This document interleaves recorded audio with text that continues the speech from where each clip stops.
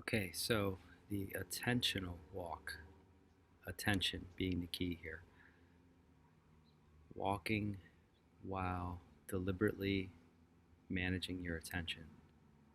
And start by setting the attention to set your attention.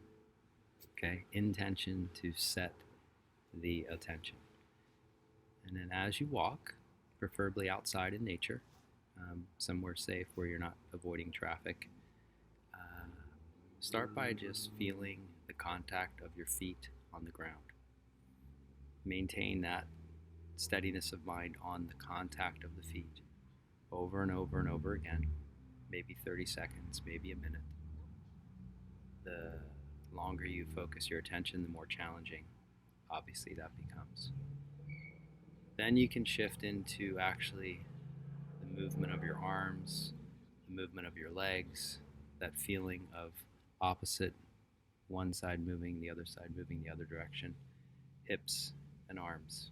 Focus on that. That's actually a really good thing for your connection with your brain as well. So focus on the arms and the legs swinging, that swinging motion, alternate swinging.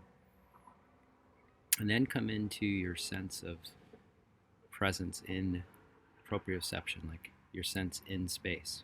So feel your posture, feel your movement, but how it's oriented in your environment.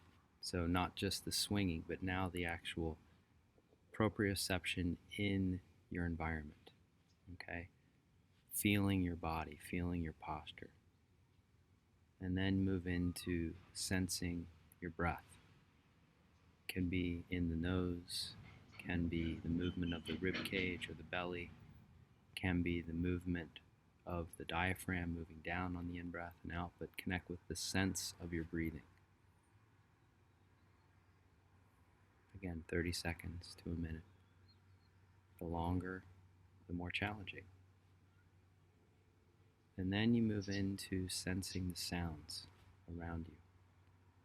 And what's cool to do with sounds is sounds in front of you, then sounds to the left, sounds to the right, and sounds behind. And sounds close and far in all those directions: front, left, right, behind, near, far, loud, quiet.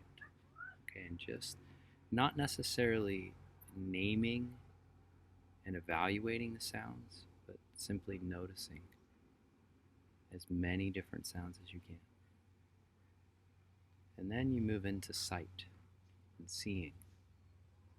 You can keep your eyes straight ahead, but take in as much in your periphery as you can. You can also move your eyes with your head, just like with the sound, and you can go left and right, in front, and even take a moment to look behind. Either way, again, near, far, things that are moving, things that are stagnant, just connecting with your sight and paying attention to it. And then going into smell. Smelling whatever you know, whatever you can smell. Hopefully pleasant, sometimes not.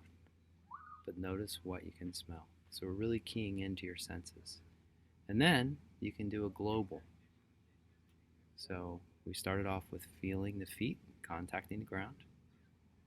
Then the sense of the arms and the legs, the alternate movement forward and backward.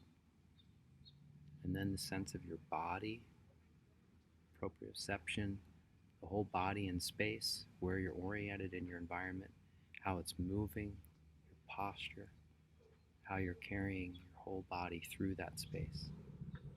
And then into the breath, the sensing of the breath, the movement of the belly, the movement of the air in and out of your nose, the movement of the rib cage or the diaphragm, or all of it together. And then into sounds. Sounds in front, left, right, behind. Sounds near, sounds far, sounds quiet, sounds loud. And then into sight. Seeing straight ahead, but how much can you see in your periphery? And then actually orienting left, right, behind, up, down, all around. and then smell, which is sometimes the toughest one. There's sometimes not a whole lot going on, but that's really key. Just pay attention to what you do smell. And then you bring it all together, whole body, walk, awareness, ground, breath, posture, arms, legs, sounds, smells, sights, whole body awareness, as much full awareness of the whole experience as you can. And then you go back, and you go back to starting with the feet, and then the movement, and then your sense of space, and then your sounds, and then your sight, and then your smell, and then the whole for the walk. And if you really want to challenge yourself, you can start doing that very quickly on any transition. So anytime you're moving from one role in your life to the next, or from one meeting to the next, or from one point in the game of tennis to the next. Right? In those moments, you can go through the whole contact, movement, proprioception, orientation and sense of breathing, smells, sights, sounds. All of those are cues of stability and support and strength and certainty to your nervous system, which bring you into the ventral vagal complex. And also, you're training your ability to really manage and deliberately move your attention. And when it gets diverted by something, you're learning to bring it back.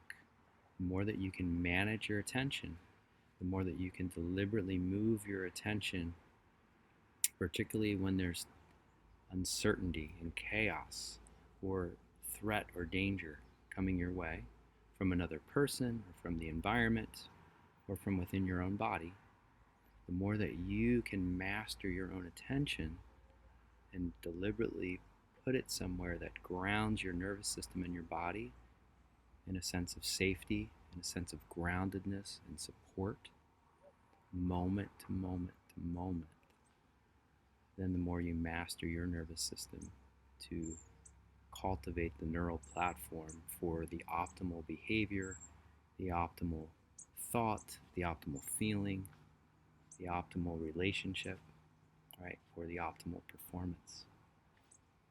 So that's the reason to spend a lot of time really cultivating your ability to manage your attention.